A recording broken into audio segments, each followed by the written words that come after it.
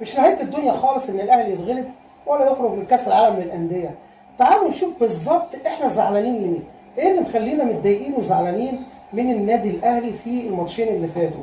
هل لان السبب الحقيقي في الخروج هو مثلا محمد هاني، ولا تريزيجيه وضربه الجزاء اللي ضاعت، ولا ماتش ميامي اللي ضاع فيه جوان بالجمله، ولا مدرب الاهلي اللي بعض الناس سخط عليه وبرضه ليها علامات استفهام عليه، ولا مين؟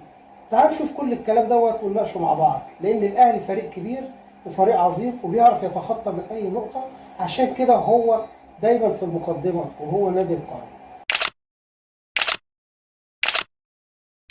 اهلا وسهلا بيكم في قناه صوت الملعب. تعال نشوف بالظبط ايه اللي مزعلنا من النادي الاهلي. اولا عشان نكون منصفين وبنتكلم بحياديه وما نحملش حد فوق طاقته ونشيل الليله لواحد مثلا زي محمد هاني، ناخدها واحده واحده. اولا